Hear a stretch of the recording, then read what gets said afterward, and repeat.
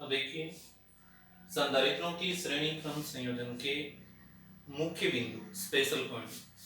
पहला पॉइंट आपके पास है, यदि कम धारिता का संधारित्र बनाना हो, यदि कम धारिता का संधारित्र बनाना हो तो उच्च वोल्टता पर अलग अलग संधारित्रों को श्रेणी क्रम में जोड़ा जाता है। यानी अलग अलग संधारित्रों को उच्च वोल्टता पर श्रेणी क्रम में जोड़कर निम्न धारिता का संधारित्र बनाया जा सकता है।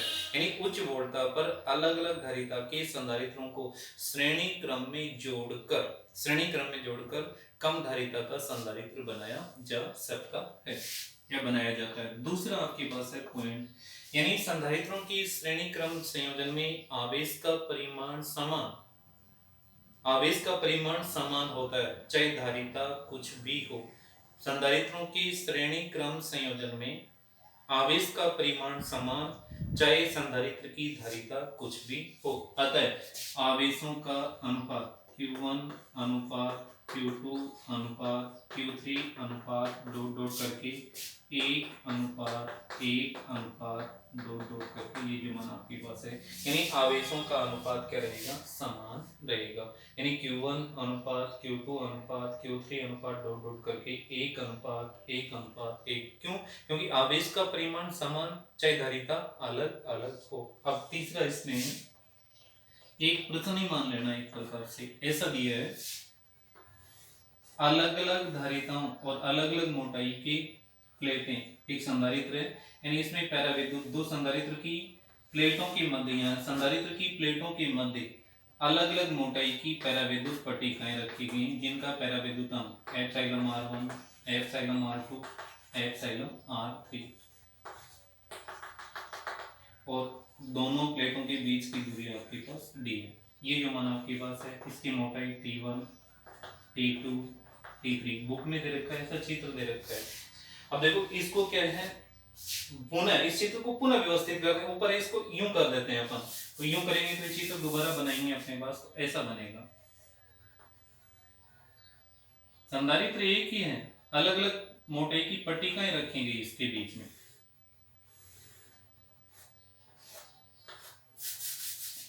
अलग अलग मोटाई की पट्टिकाएं।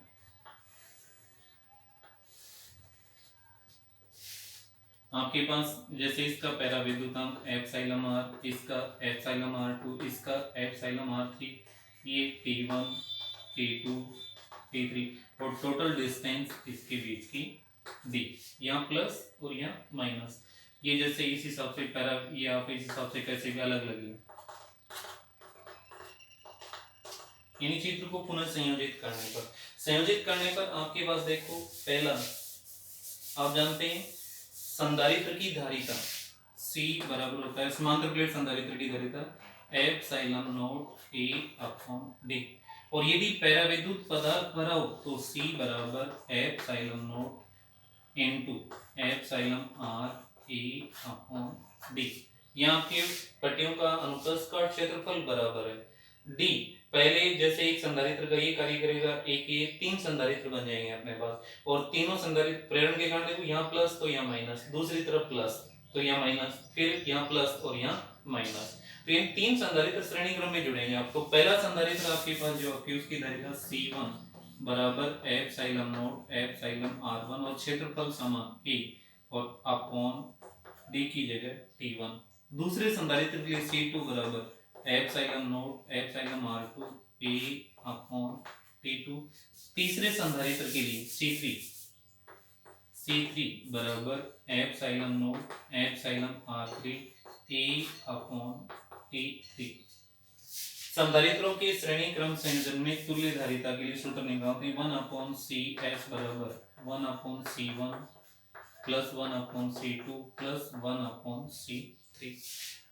ये अब इनका मान रखेंगे C1 C2 और C3 का मान आप रखेंगे, तो ये जो मान आएगा 1/CS बराबर 1/C1 की जगह आपके पास है epsilon not epsilon r a और T1 ऊपर चला जाएगा T1 प्लस T2 बटा ये R1 है epsilon not epsilon r2 a plus T3 बटा एप्सिलॉन नॉट एप्सिलॉन r3 और a।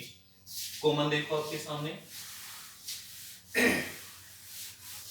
Epsilon naught a common आ रहा है तो 1/cs बराबर 1/एप्सिलॉन नॉट और इनटू a, ऊपर आ जाएगा T1/एप्सिलॉन r1 प्लस T2/एप्सिलॉन r2 प्लस T3/एप्सिलॉन r3।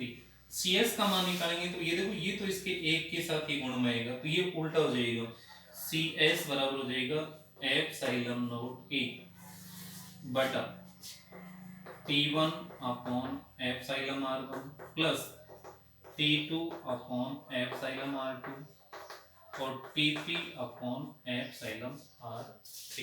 ये आपके पास है। जब महत्वपूर्ण पॉइंट्स मैंने इस हिसाब का कोई क्षेत्र बनाया तो उस हिसाब से आप श्रेणी क्रम से निकालेंगे। अगला देखो, संधारित्रों का समांतर या पार्श्वक्रम संयोजन। दूसरा, संधारित्रों का समांतर क्रम संयोजन।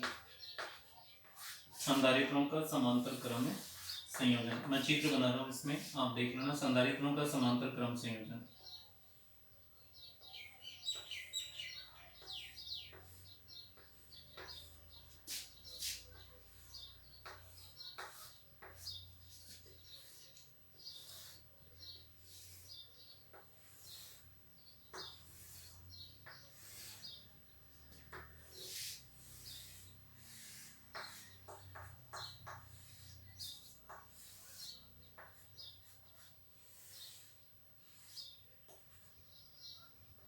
C1 C2 C3 प्लस ऋण के कारण दूसरी प्लेट पर minus, plus minus plus minus और विभवांतर भी।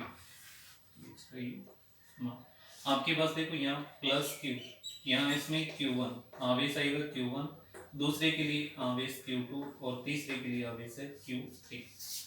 अब देखो, पहले आपके साथ इसकी परिभाषा, ये चित्र आपके सामने।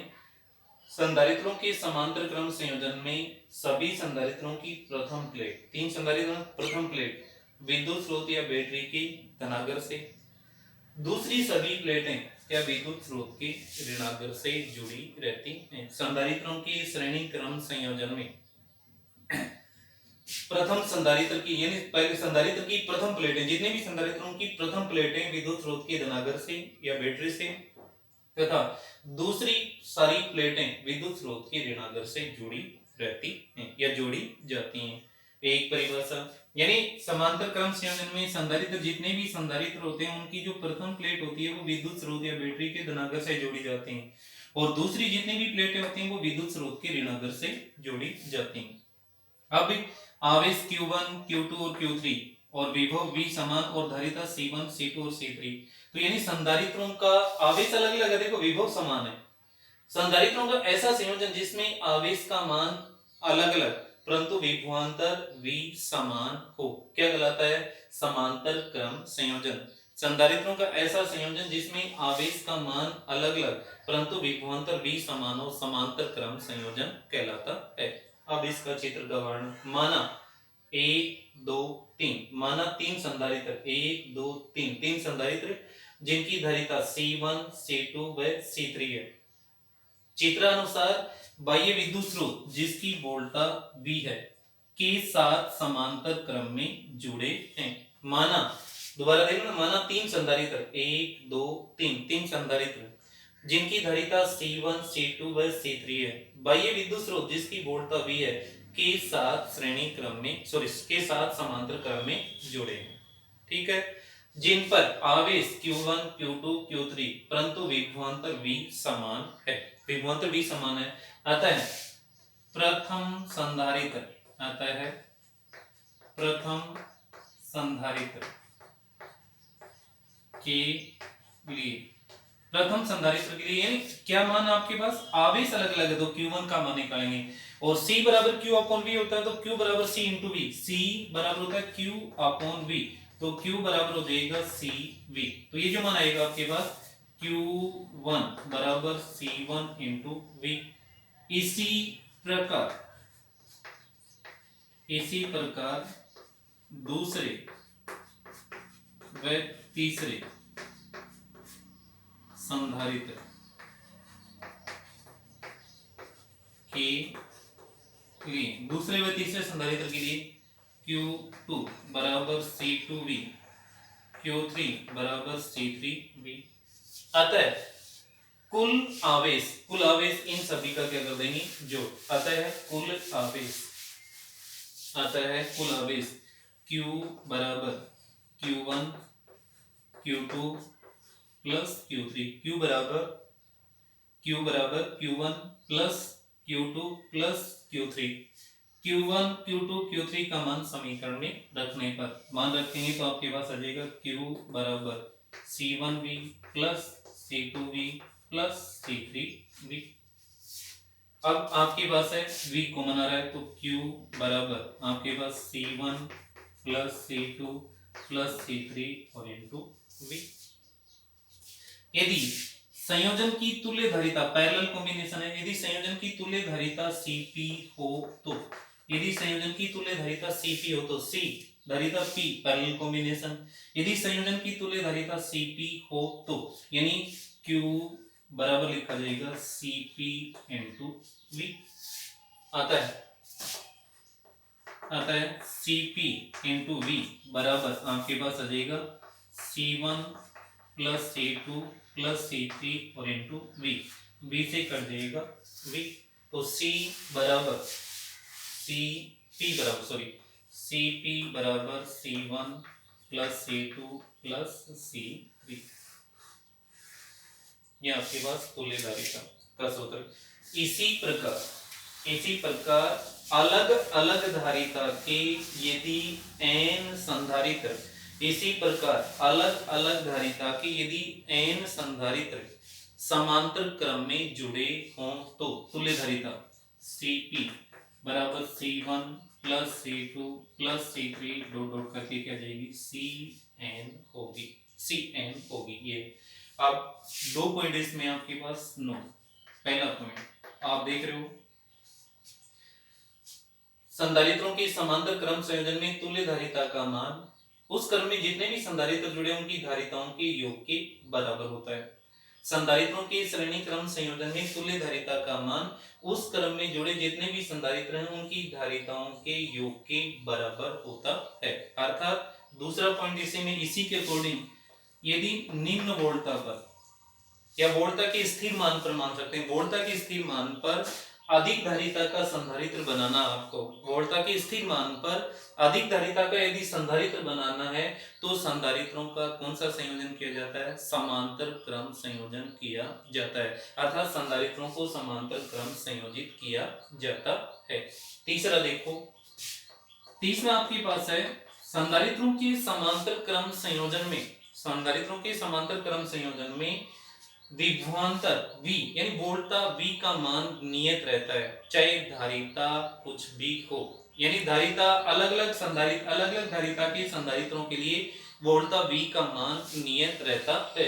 अतः वोल्टाओं का अनुपात V1 अनुपात V2 अनुपात V3 अनुपात डॉट डॉट करके 1 अनुपात 1 अनुपात 1 डॉट डॉट करके, यानी वोल्टाओं का अनुपात क्या रहता है, नियत रहता है। ये बाकी टॉपिक अपन करेंगे।